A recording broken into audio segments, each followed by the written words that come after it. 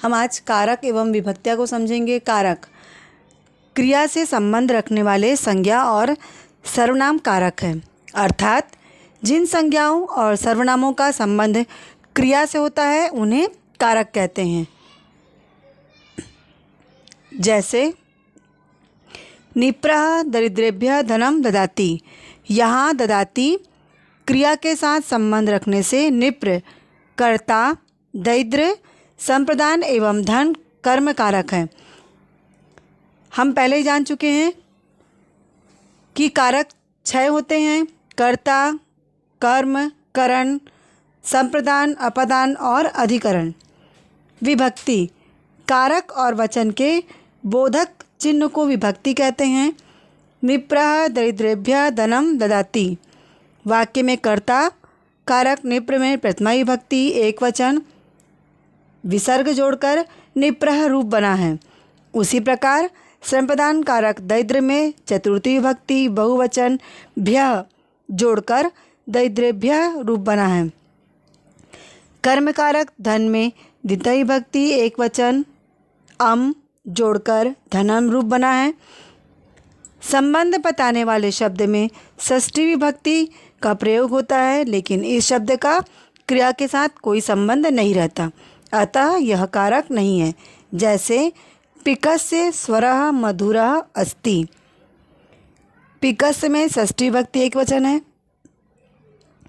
स्वरः मधुरः प्रथमा विभक्ति एक वचन, अस्ति में अस धातु ति प्रथम पुरुष एक वचन का प्रत्यय है। कोयल की आवाज़ मधुर है। इस तरह विभक्तियाँ 7 हैं, प्रथमा से सप्तमी।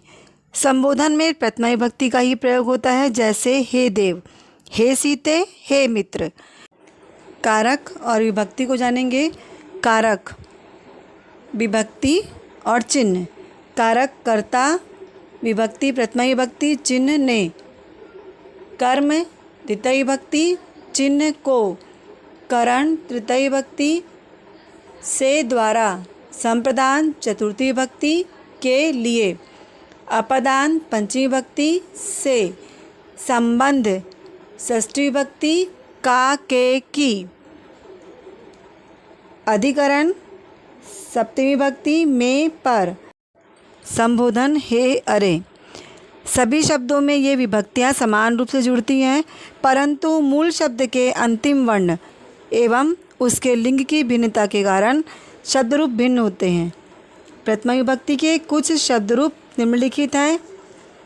शब्द देव अकारांत पुल्लिंग देवः, देवौ, देवाः। लता आकारांत स्त्रीलिंग शब्द लता, लते, लताः। फल अकारांत नपुंसकलिंग शब्द फलम, फले, फलानी। कुछ और शब्दों के हम शब्द रूप देखेंगे।